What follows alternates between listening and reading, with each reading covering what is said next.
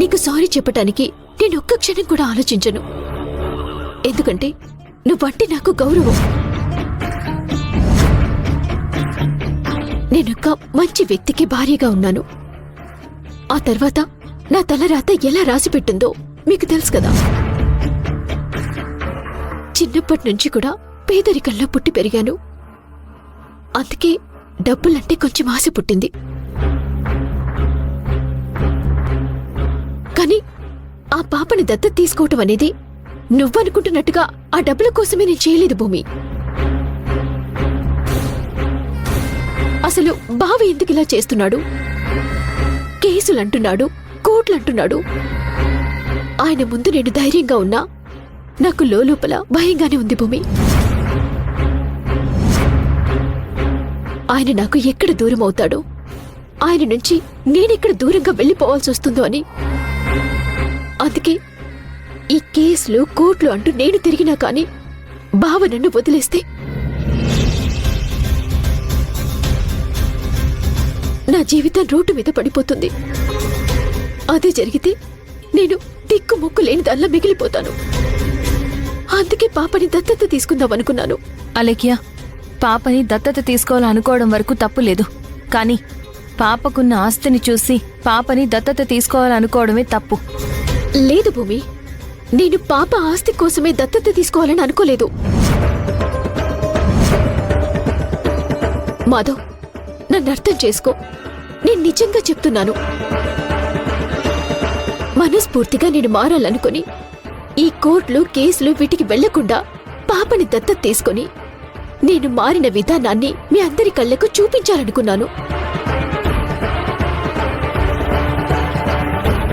కానీ ఈలోగా నువ్వే వచ్చి ఆ దత్తత కార్యక్రమాన్ని చెడగొట్టావు భూమి. దత్తత ఎవరు తీసుకుంటారో తెలుసా? దత్తత అసలు ఎవరిస్తారో తెలుసా? ఒక పాపనో బాబునో దత్తత తీసుకోవడం అంటే కన్న తల్లి ప్లేస్లో నువ్వుండబోతున్నావు అని అర్థం. ఎప్పుడైతే పాప నీ దగ్గరికి చేరుతుందో ఆ పాపకి సర్వం నువ్వే. అలాంటి భరోసా ఇవ్వాలి. ఆ పాప భవిష్యత్తు కోసం నువ్వొక సమిధలా కరిగిపోయినా పర్వాలేదు అనుకునే మనస్తత్వం ఉండాలి. మరి నీ దగ్గర ఎప్పుడు చూసినా కొట్లాడే మనస్తత్వం ఉంది. ప్రతి చిన్న విషయాన్ని కూడా వదిలిపెట్టకుండా భూతద్దంలో చూసి దాన్ని రచ్చరచ్చ చేసే విధానమూ ఉంది. ఏనాడు ప్రేమగా కనపడని నీ దగ్గర పసిపాప ఎలా ఉంటుందా లెక్య? చెప్పు, ఎలా ఉంటుంది? అక్కడే నాకు అనుమానం వచ్చింది. పోనీలే భూమి, తను చెప్తుంది కదా, అన్నయ్య కోర్టులు కేసులు అని అంటే అలేఖ్యకి ఇష్టం లేదని చెప్దాం. ఆ విషయంలో మనం కూడా ఒప్పుకోకూడదు. అవును మాధవా, నేను మనస్ఫూర్తిగా మారిపోయాను. కోర్టులు కేసులు అంటూ మీ అందర్నీ తిప్పడం కూడా నాకు ఇష్టం లేదు. రాఘవ్ బావకి నేనింటో బాగా అర్థమైంది. ప్లీజ్ భూమి, ఇంట్లో వాళ్ళు అసలు మొహం చూడటానికి కూడా ఎవరు ఇష్టపడటం లేదు. నీ సీమంతంలో నేను పార్టిసిపేట్ చేయాలి భూమి. నువ్వు నాకు ఎన్నో రకాలుగా సాయపడ్డావు. ఇప్పుడు నా తప్పుని క్షమించు భూమి. చిన్నదానివైనా క్షమించమని అడుగుతున్నాను. నేను సీమంతంలో సంతోషంగా పాల్గొంటాను. అలాగే అందరికీ కూడా నేనేంటో, నేను ఎందుకు దత్తత తీసుకోవాలనుకుంటున్నానో కాస్త నువ్వే అందరికీ అర్థమయ్యేలా చెప్తే ఇంట్లో వాళ్ళు నన్ను తప్పుగా అర్థం చేసుకోరని అనుకుంటున్నాను. అలేఖ్య, నీ మీద నాకు ప్రత్యేకమైన కోపం పగ అంటూ ఏమీ లేవు. కానీ నువ్విలాంటి పనులు చేయడం వల్ల మనుషులకి దూరం అవుతున్నావు. అది నా బాధ. ఇంకెప్పుడు కూడా ఇలాంటివి చేయకు. లేదు భూమి, ఇంకెప్పుడు ఇలాంటివి చేయను. థ్యాంక్ యూ భూమి, థ్యాంక్ యూ సో మచ్.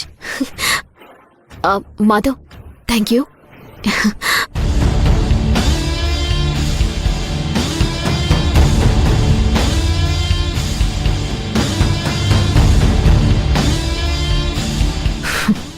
గొర్రె నమ్మితేనే కదా కసాయివాడి కత్తివేటుకి బలయ్యేది. ఇప్పుడు మీరు నమ్మారు, నాకది చాలు.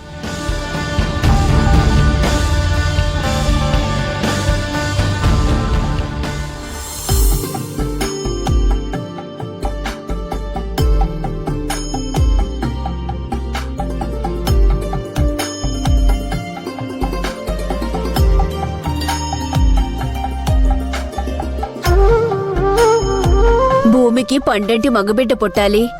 ఏదేమైనా సీమంతం చేయాలని అందరూ అనుకుంటున్నారు. సంతోషం, మంచిదే కదా. అయ్యా పద్మనాభం గారు నమస్కారం. నమస్కారం, రండి. అమ్మ తులసమ్మ గారు బాగున్నారు కదా? బాగున్నారు, కూర్చోండి. కూర్చోండి.